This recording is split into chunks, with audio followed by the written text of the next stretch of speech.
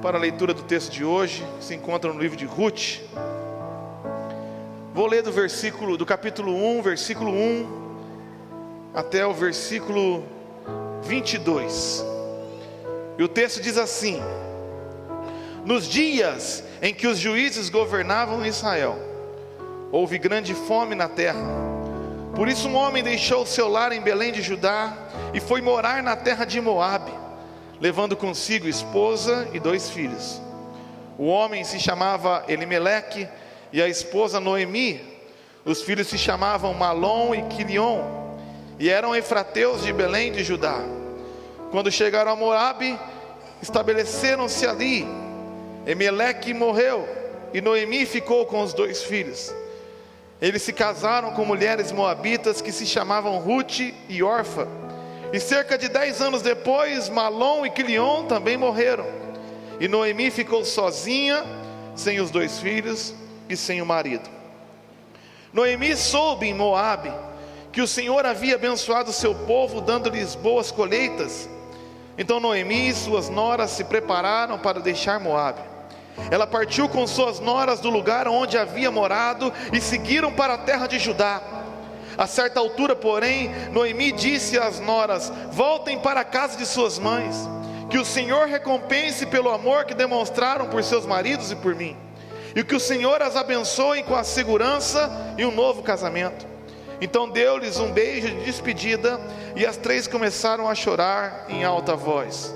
Não, disseram elas, queremos ir com você para o seu povo. Noemi, porém, respondeu: voltem, minhas filhas, porque vocês viriam comigo? Acaso eu poderia dar à luz outros filhos que cresceriam e se tornariam seus maridos? Não, minhas filhas, voltem, pois sou velha demais para me casar outra vez. E mesmo que fosse possível me casar esta noite e ter filhos, o que aconteceria então? Vocês esperariam eles crescerem, deixando assim de se casarem com outro homem? Claro que não, minhas filhas.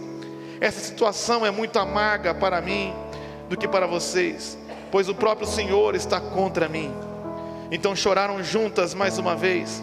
Orfa se despediu de sua sogra com um beijo, mas Ruth se apegou firmemente a Noemi. Olhe, sua cunhada voltou para o seu povo e para os deuses dela, disse Noemi a Ruth. Você deveria fazer o mesmo. Ruth respondeu: não insista comigo para deixá-la e voltar.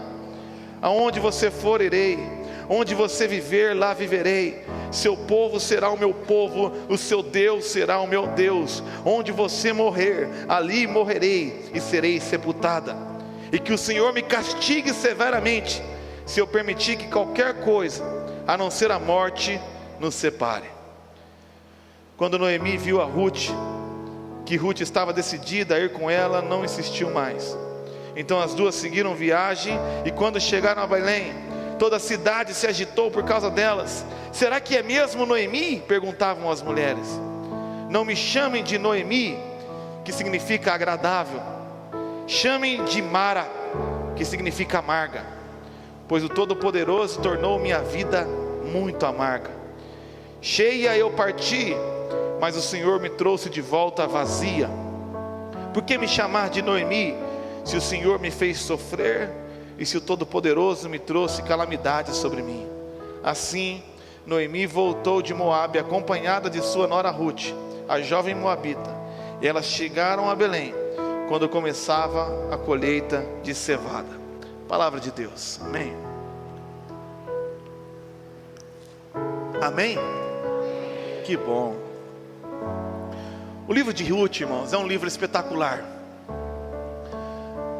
escrito na época dos juízes, onde estava tendo um caos tremendo entre o povo de Deus, e mostra a narrativa de como se formou a genealogia do rei Davi, e portanto, a genealogia do nosso rei Jesus.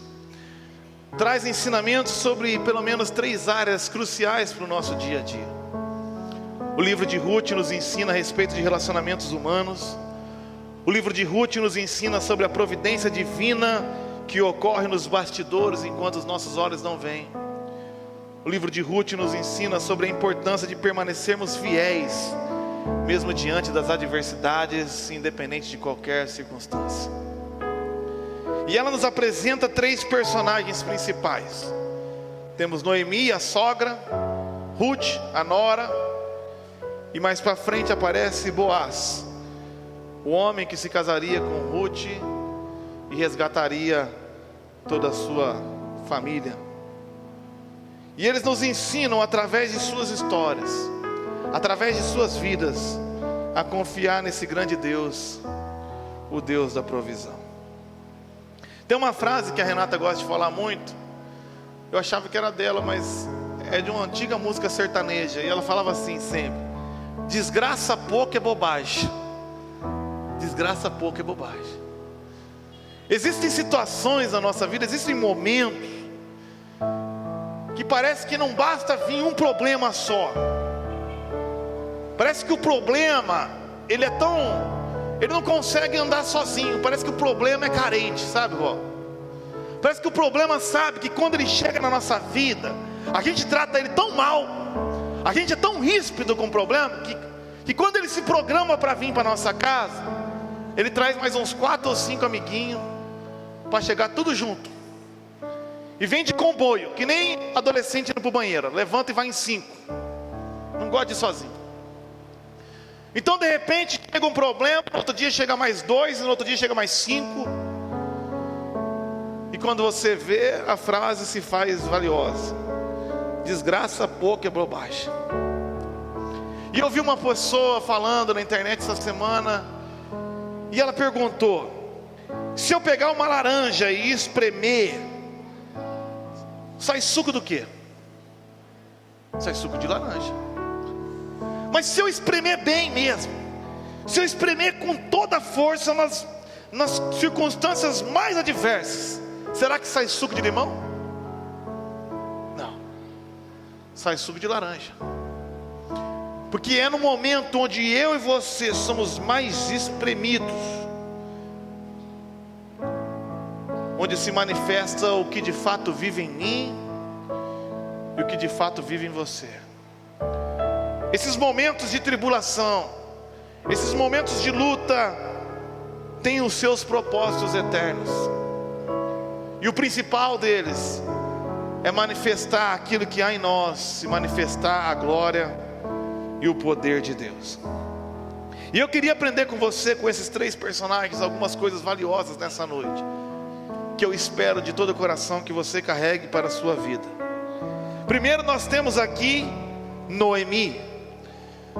Noemi é a senhora das ações precipitadas.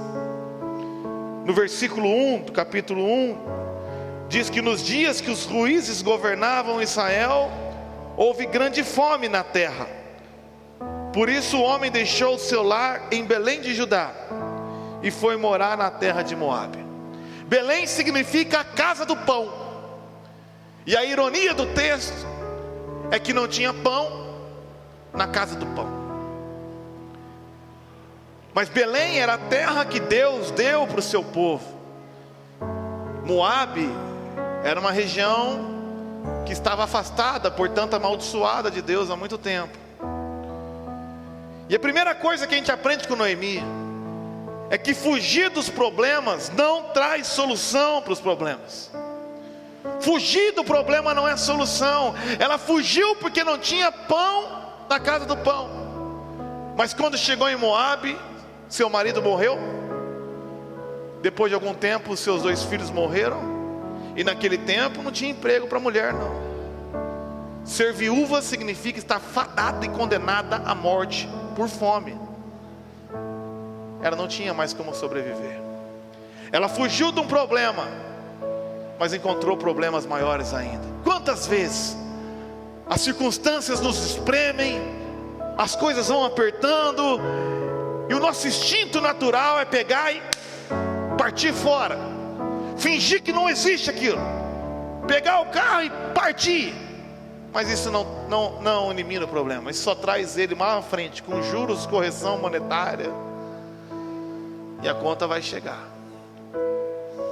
A segunda coisa que eu aprendo com Noemi a não fazer é que decisões precipitadas geram frustrações. Essa frase é da Renata. Ela sempre fala para mim: eu sou afoito, E ela fala para Mateus: amor, decisões precipitadas geram frustrações. Porque o texto diz que não havia pão em Belém, e imediatamente fala: foram morar em Moabe. Você não vê eles se preparando, você não vê eles consultando a Deus, você não vê eles procurando uma solução. Só viram eles fugindo precipitadamente para um lugar que só encontraram morte, destruição, vergonha e humilhação. Eu estava semana passada no Rio de Janeiro com o pastor Josué Valandro, e ele me presenteou com um dos seus livros, que o título é justamente esse: Decisões Precipitadas. E dentre todas as coisas, inspirado na história de Josué com os gibeonitas, ele vai nos mostrando que nos leva a tomar decisões precipitadas. E eu separei algumas que ele disse. Por exemplo, tomamos decisões precipitadas quando deixamos o nosso ego ser inflado. Tomamos decisões precipitadas quando somos levados pela bajulação.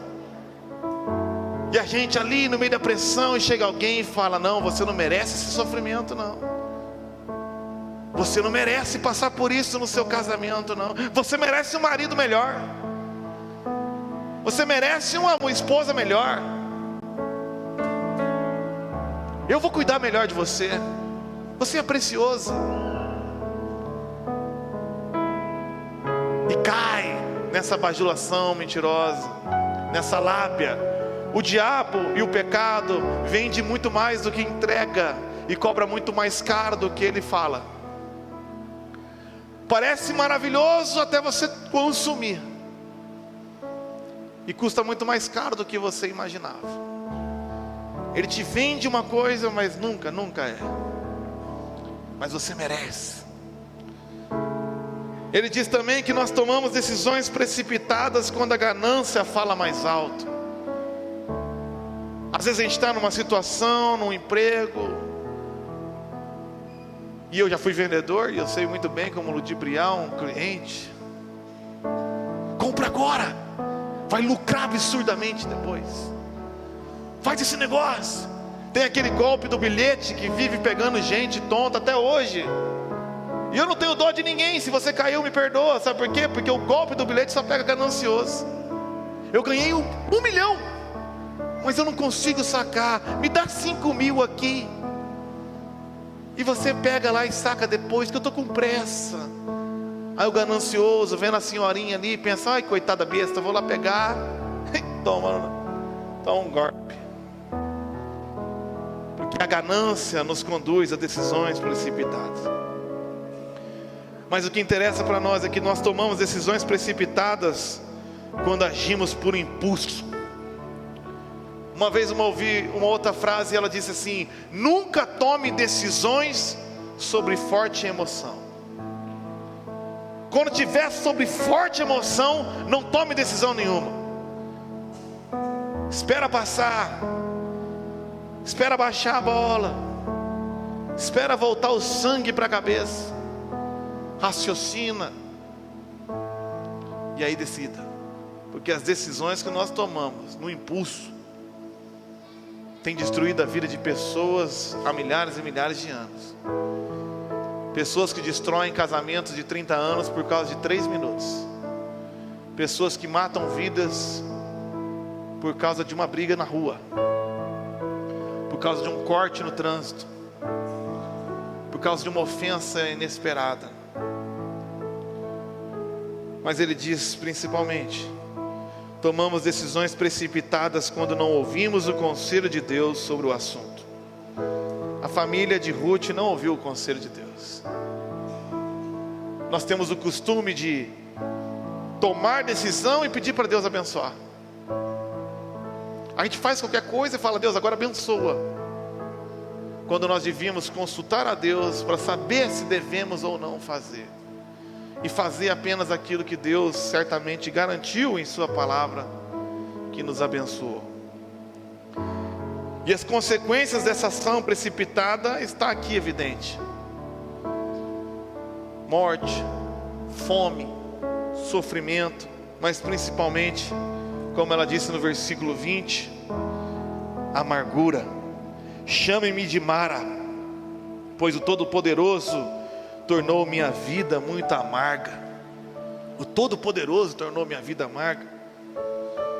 Mas ela não perguntou para o Todo-Poderoso se ela tinha que ir para Moabe. Ela não perguntou o que aconteceria em Moabe. Ela só foi. A gente vai, faz e fala: Deus amargou a minha vida. Não, quem amargou foi você. Foram nós. É necessário a gente confessar os nossos pecados, assumir a nossa responsabilidade e buscar a ação de graça de Deus sobre a nossa vida. Mas no meio de toda essa desgraça, e desgraça não é palavrão, desgraça é uma palavra que tem um prefixo des na frente de graça, que significa ausente de graça. Jesus falou isso em Apocalipse 3,17. Está na Bíblia a palavra desgraça. Está lá: dizes, rico sou, não tenho falta de nada, mas não sabe que é um desgraçado, pobre, cego e nu. Em vermelho, porque foi Jesus que falou. No meio de toda essa desgraça se levantam umas ações de graça, e é a mulher que leva o título do livro. Uma mulher virtuosa. E ela nos ensina no meio de todo esse sofrimento, porque ela estava sofrendo junto com Noemi. Ela não tomou essa decisão precipitada de Noemi, mas casado com o filho dela, estava no mesmo lugar, passando fome, viúva também, sem esperança nenhuma. Mas Ruth nos ensina o que é o verdadeiro amor genuíno. Um amor que supera as dificuldades, um amor que supera qualquer circunstância.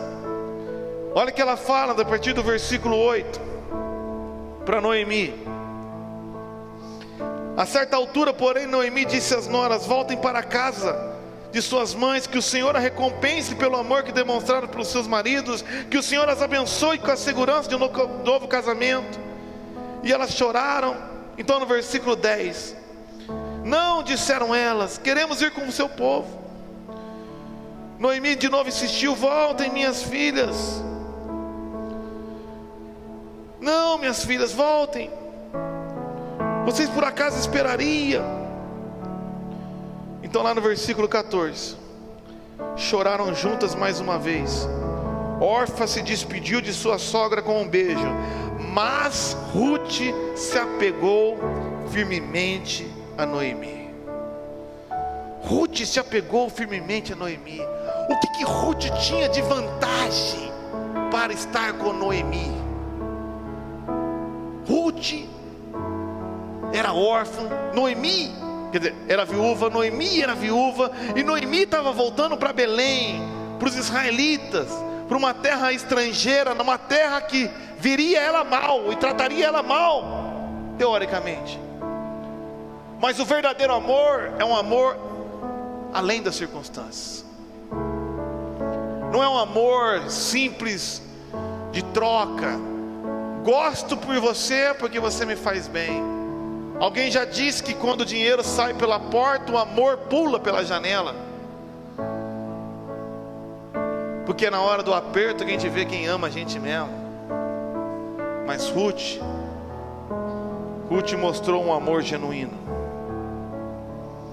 Ruth nos ensina o que é de fato lealdade. Pois ela diz assim no versículo 16: não insista comigo para deixá-la e voltar, pois onde você for, eu irei. Onde você viver, lá viverei. Onde você e o seu povo será o meu povo. E olha isso, o seu Deus será o meu Deus. E essa aliança, essa lealdade vai até a morte. Pois ela continua dizendo: pois onde você morrer, ali morrerei e serei sepultada. Que o Senhor me castigue severamente, se eu permitir que qualquer coisa, a não ser a morte, nos separe. Que mulher espetacular! No meio de uma desgraça como essa, ela ainda se mantém amorosa, ela ainda se mantém fiel, ela se mantém humilde, ela se mantém aliançada, e é por causa disso que ela vai ser recompensada. Eu não sei como que está a sua vida hoje. Talvez você esteja sofrendo consequências de ações precipitadas, mas eu queria desafiar o seu coração e permitir que essas tribulações provem o seu amor por Deus e a sua lealdade e a sua aliança com o seu Senhor. Porque o choro dura uma noite, mas a alegria vem pelo amanhecer. Nós vemos ali no final do capítulo 1 que começou a acontecer então uma grande virada. No final do capítulo 1, eles chegaram a Belém, quando começava a colheita de cevada. A fome que tinha dominado Belém passou, eles estavam até colhendo. E Noemi, que tomou decisões precipitadas e estava amargurada, e Ruth, que estava ali amorosa e leal, juntas sofreram e juntas chegaram no momento de previsão. Isso ensina muita coisa, porque o sol ilumina todos e a chuva cai para todos. A questão não é se passaremos por aflição, mas como passaremos por aflição. Pois Jesus prometeu: no mundo tereis aflições, mas tem de bom ânimo, eu venci o mundo. Ruth amargurada passou por aflição. Quer dizer, Noemi amargurada passou, Ruth agraciada passou também. Mas a chance, a virada, o recomeço chegou para Noemi, assim como chegou para Ruth. A fome passou, a abundância estava chegando, e era o momento de Deus manifestar a sua glória. Eu creio que Deus traz essa palavra numa noite providencial para a minha vida, e talvez traz para a tua vida também. Na segunda-feira, eu orando, Deus falou para mim o tema da mensagem: o Deus da provisão. Eu não fazia ideia que eu ia passar na quarta. Você não imagina o que eu e a Renata passamos na quarta, eu nem imaginava. Mas eu tenho certeza de que essa mensagem chegou hoje, porque a provisão de Deus está chegando na tua vida hoje, em nome de Jesus. E esse Deus chega de repente. Um paralítico no tanque de Betesda está 38 anos sem andar. Quando a água se mexe e não tem uma pessoa para empurrar, mas de repente chega Jesus, vai direto ao seu encontro e lhe pergunta: o que queres que eu te faça? José recebeu um sonho de Deus, passa 13 anos sendo traído, injustiçado, preso, e numa manhã, de repente, ele acorda na cadeia e dorme no trono. Davi recebe a unção e a promessa de que vai reinar sobre Israel, e o que ele consegue é a perseguição de Saul, viver escondido pelas cavernas. Mas de repente, o seu inimigo morre e a promessa chega. Essa é a grande alegria do sofrimento, é que tudo passa, inclusive a dor. O bom de estar no fundo do poço é que só tem um lugar para ir, para cima. E é no momento de maior dor e sofrimento que nós podemos ter a maior esperança que o novo tempo de Deus está chegando na nossa vida, como chegou na vida de Ruth e de Noemi. E aí aparece a figura de Boaz. Existia uma lei do levirato, e a lei do levirato fala que quando morre um homem, o irmão mais próximo ou o parente mais próximo tem a obrigação de se casar com a viúva, e o primeiro filho desse casamento vai ser tributado ao pai que morreu, para que o nome dele e as suas propriedades permaneçam. E nesse texto, eu queria ler ele todo, mas não tenho tempo. Aparece um homem chamado Boaz. Ele é apresentado como resgatador. Ele é o cara que vai até Noemi, aceita se casar com ela, compra o direito da sua terra, da terra do seu marido, transforma a vida dela de maneira espetacular, abençoa a vida de Noemi e a vida de Ruth. É um homem abençoador da noite.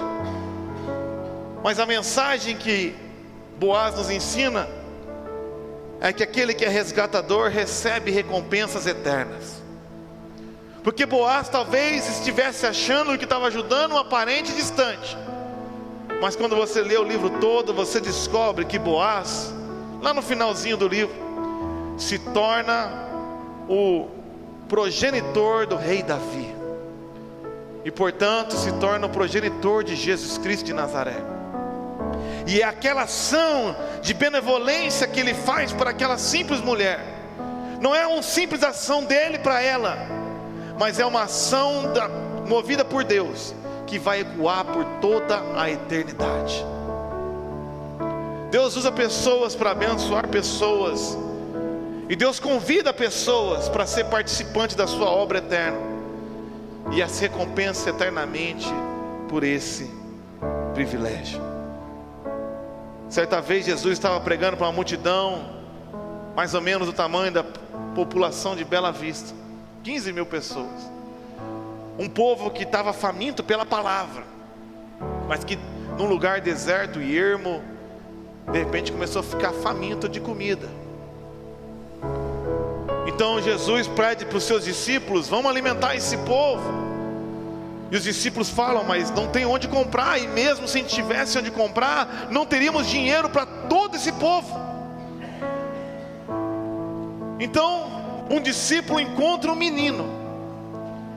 Esse menino tinha 5 pães e 2 peixinhos.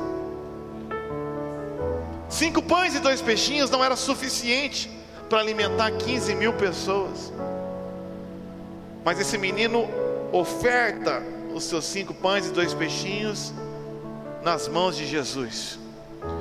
E Jesus, antecipando a ceia, antecipando as bodas eternas, partiu o pão, partiu o peixe e foi distribuindo. E aquilo que é pouco na nossa mão, quando cai na mão de Deus, se multiplica a ponto de alimentar toda a multidão e sobejar 12 cestos cheios. Mas o meu ponto aqui não é da multiplicação, é que o menino participou de algo que está ecoando por toda a eternidade até hoje. O menino que doou 5 pães e 2 peixes tem abençoado milhares de pessoas que ele nem imagina, bilhões de pessoas, e assim continuará para toda a eternidade. A gente quer ser muito abençoado, mas são poucos os que se dispõem a, como Boaz, ser um abençoador e ser participante das recompensas eternas. Depois de eu ter passado vários anos sofrendo financeiramente, eu entrei na MRV para ser corretor. E eu lembro que no meu primeiro mês eu fui muito abençoado, vendi bastante. Mas a MRV pagava só quando o cara assina o contrato. Então demorava 30, 40 dias para ele assinar no banco. Mas eles davam uma pequena parte para o corretor se manter. E eu lembro que essa parte era exatamente 10% do que eu iria receber um mês depois. E eu estava apertado. E naquele dia, a secretária ligou e falou: Mateus, vem aqui pegar. Eu perguntei quanto? Ela falou: 10%. Então eu peguei aquele valor e fiquei pensando: vou suprir minha necessidade, ou eu vou ser uma pessoa que supre a necessidade dos outros? Eu não estou falando que você tem que fazer isso, eu estou falando que eu fiz. Naquele dia, Deus provou e testou meu coração. Então, para não ficar tentado, eu liguei para minha esposa, falei: Renata, essa parte aqui eu vou dar para o Senhor, porque é do Senhor, e nós vamos se virar depois. Liguei para o pastor Enoque, da Igreja Batista da Glória em Londrina. Eu falei: pastor, eu estou com uma oferta aqui, eu quero levar para a igreja. Era quarta, se eu fosse esperar o culto domingo não ia dar tempo. Então peguei, botei no envelope, saí correndo, entreguei na mão do Enoque, virei as costas e falei: meu Deus. Mas Deus me supriu, irmão. Deus me supriu, e Deus me supriu, e Deus me supriu. E quando eu ia mal, eu ganhava 20 mil, 25 mil, 30 mil. Mas a questão não é que eu ganhava porque eu dei, eu ganhava porque Deus viu no meu coração um homem que queria ser redentor de outras pessoas. Então uma vez, eu estava orando no meu quarto, eu ia fazer um saque de R$27.500, isso há 10 anos atrás. E eu ajoelhado orando e perguntando para Deus: Senhor, eu nunca ganhei, eu acho que eu não ganhei 27 mil reais nem na minha vida inteira antes de entrar na MRV. Meu salário anterior era 800. Eu não tenho o que fazer com tudo isso. Mas se o Senhor tiver alguém precisando, mostra no meu coração agora. E eu comecei a orar, e começou a vir pessoas, alguns pastores. E vou falar para você, pastores que eu não gostava, e que também não gostavam de mim. Não teve um amigo. E vinha assim, o nome do fulano e o valor que eu tinha que dar. Fui lá no Banco Itaú, na Tiradentes, saquei R$27.500, botei numa bolsa, andei nas costas, fui na casa do pastor Almir. Pastor Almir, eu estou aqui porque o Senhor me falou para te dar uma oferta de R$650. O pastor Almir começou a chorar, porque era o valor do carro que estava sendo tomado pelo banco, que ele não tinha como tomar. Saí da casa do pastor Almir no mesmo dia, fui na casa do outro pastor André. Pastor André, Deus mandou te dar uma oferta de R$450.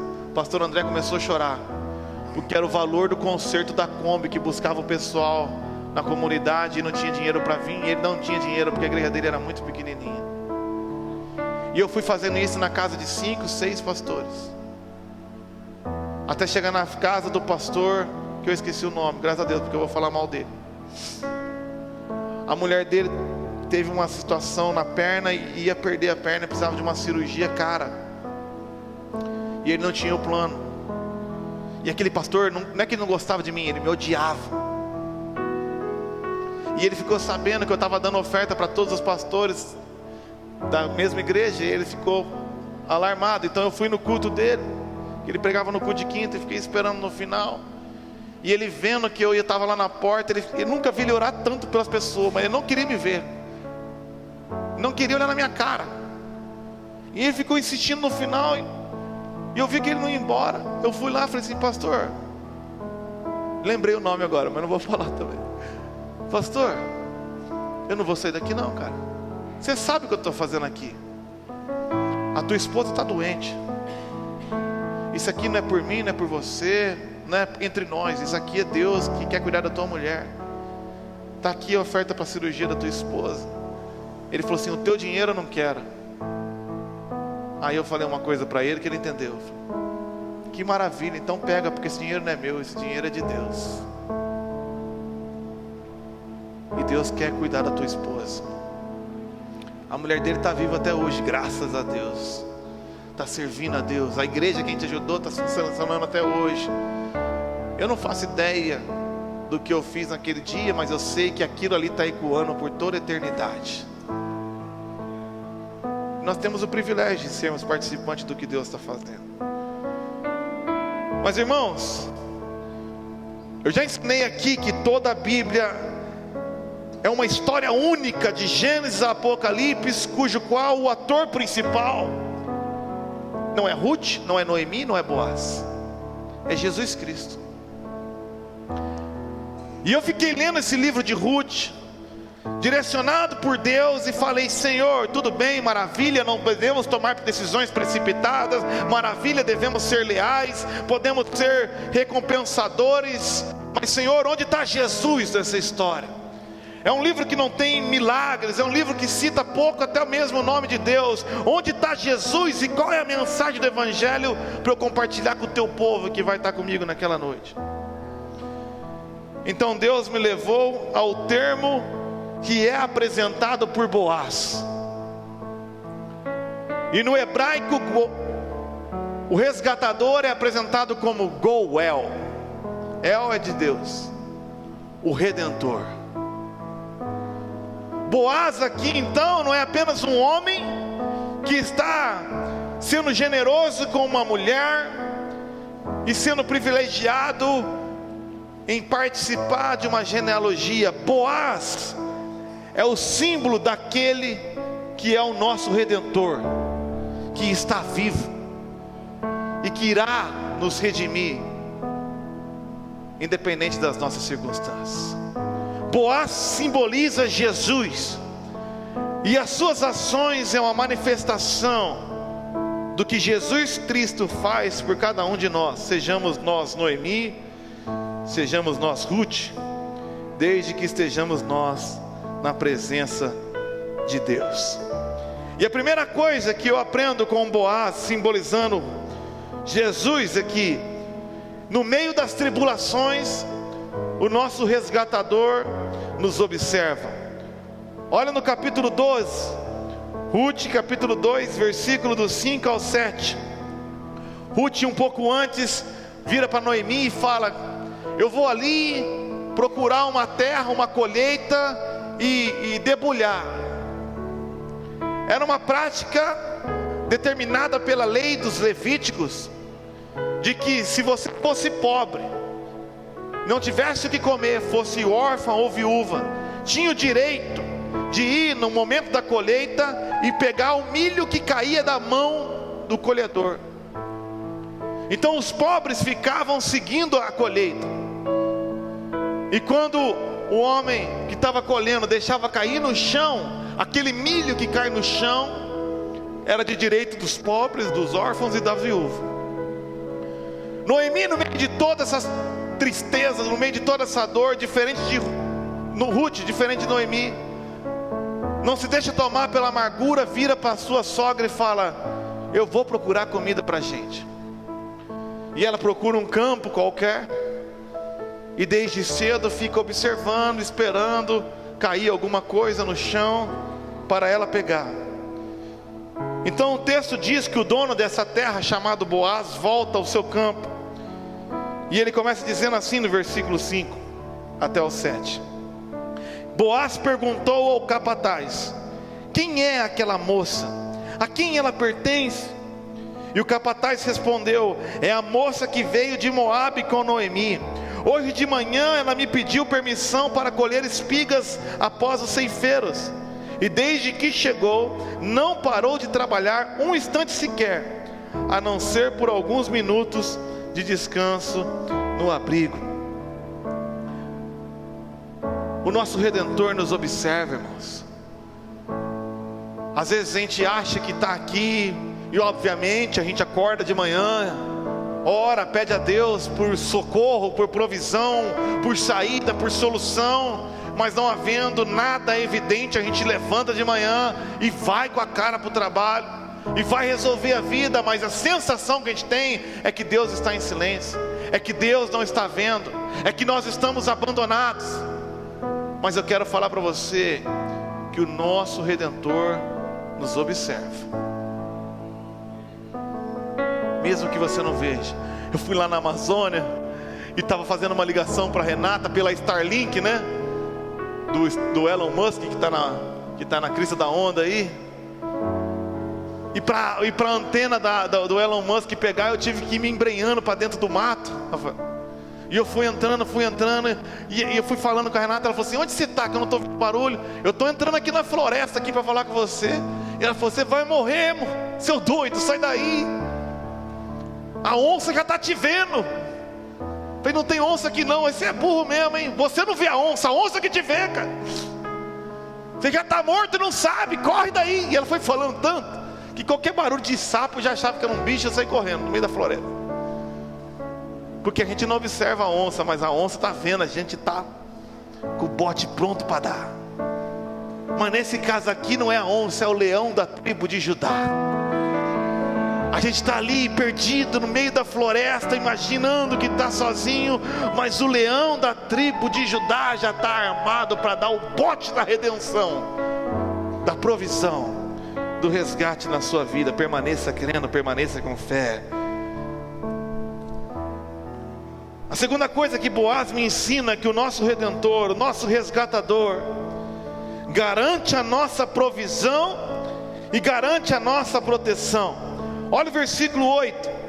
Boaz foi até Ruth, do 8 ao 14, e disse: ouça, minha filha, quando for colher espigas, fique conosco, não vá a nenhum outro campo, acompanhe as moças que trabalham para mim. Observe em que parte do campo estão colhendo e vá atrás delas, pois eu avisei aos homens para não tratarem mal você. E quando tiver sede, sirva-se de água que os servos tiram do poço. Ruth se curvou, porque não era uma atitude normal. Não era se esperado que o dono da terra vai fazer toda essa benevolência para uma pobre qualquer, viúva qualquer e estrangeira moabita. Então no versículo 10, Ruth se curvou diante dele, com o rosto no chão, reconhecendo essa graça, e disse: o que fiz para merecer tanta bondade? Sou apenas uma estrangeira.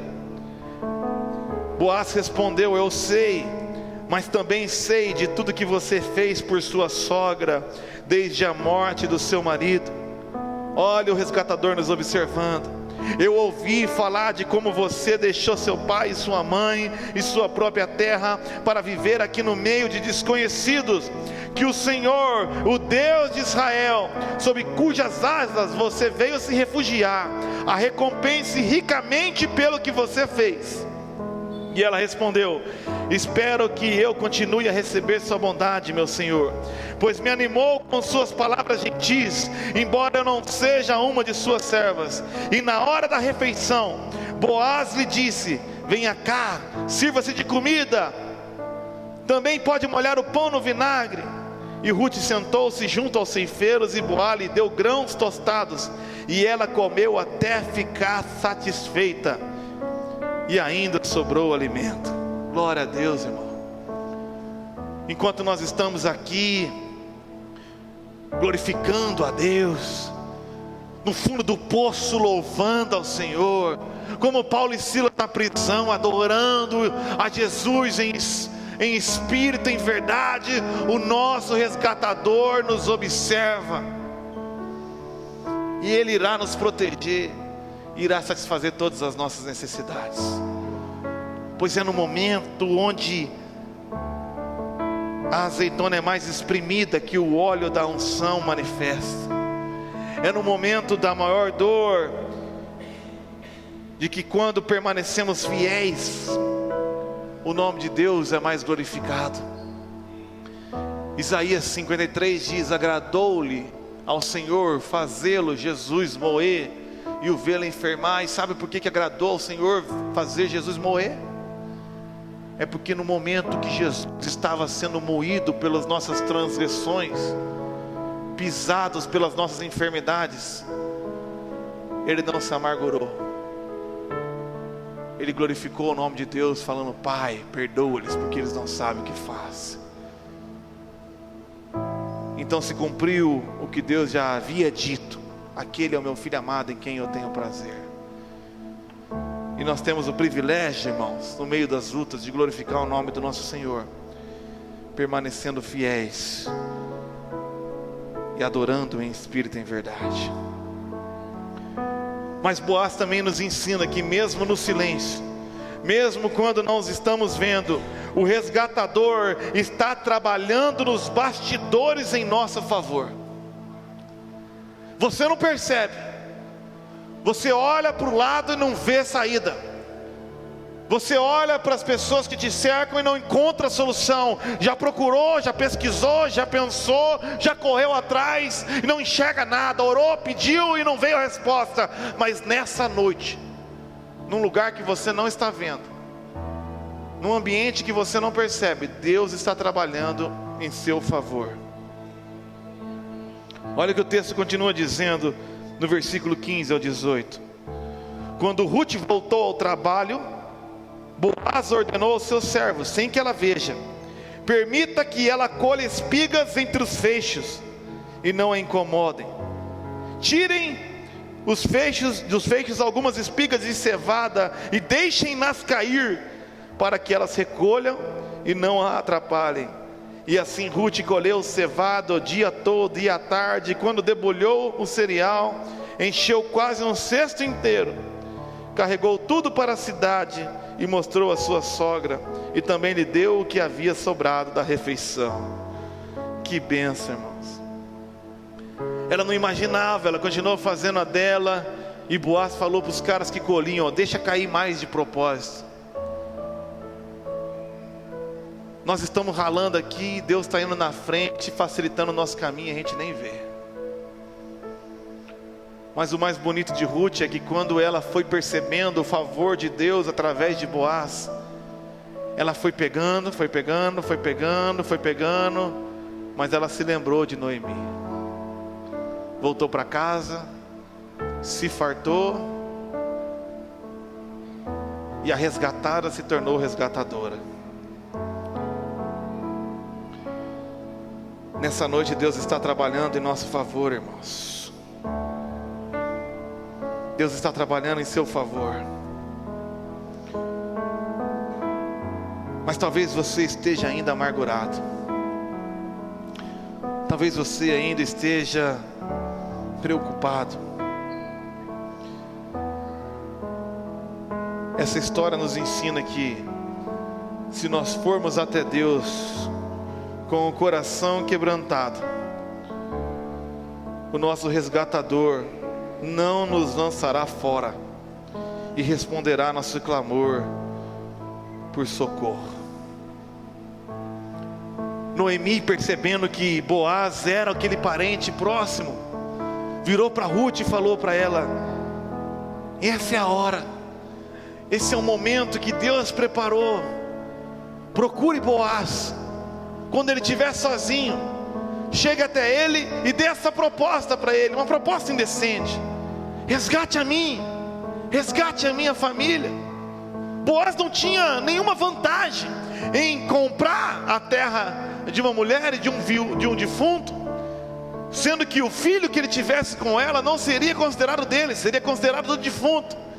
Então todo o dinheiro que ele investiria nessa compra, no final não ficaria para ele, ficaria para um cara que ele nem sabe quem é. Da mesma forma, quando nós vamos a Deus buscando o Senhor, buscando o seu favor, pare para pensar, não tem vantagem nenhuma de Deus. Deus não ganha nada em nos ajudar. Não há nada que eu possa entregar para Deus que seja digno daquilo que Ele me entrega. Desde as coisas mais simples, como respirar, das coisas mais amáveis, como a minha família, Deus não ganha nada.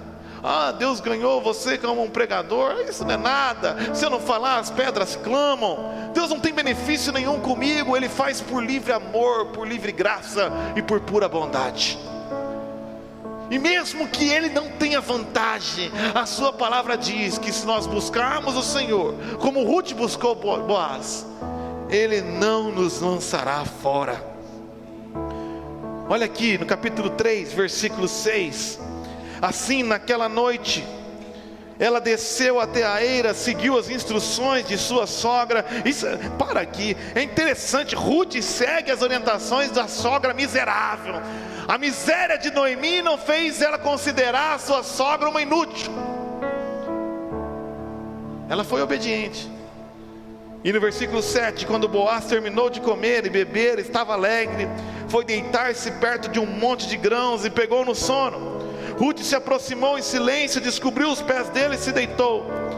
Por volta da meia-noite, Boaz acordou de repente, se virou e ficou admirado de encontrar uma mulher deitada aos seus pés. Quem é você? Perguntou ele. Sou sua serva Ruth, respondeu ela. Estenda as abas de sua capa sobre mim, pois o Senhor é o resgatador de minha família. E aqui, essa viúva estrangeira faz o seu clamor ao resgatador. estenda a sua capa sobre mim. O Senhor é o resgatador da minha família. Então Boaz, o Redentor, exclamou: o Senhor a abençoe, minha filha. Você demonstra agora ainda mais lealdade por sua família do que antes, pois não foi atrás de um homem mais jovem, seja rico ou pobre.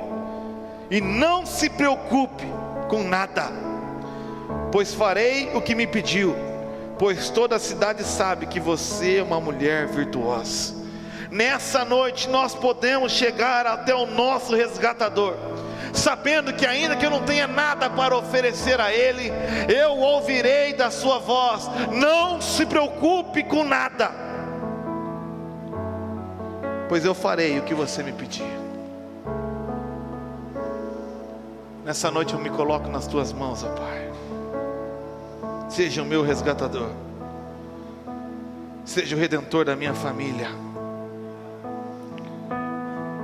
seja o resgatador dessa cidade morta e caída no pecado, dessa igreja carente pela tua glória, dos teus filhos que aqui estão, que saíram de casa nessa chuva para vir até a tua presença, e daqueles que nem conseguiram chegar aqui.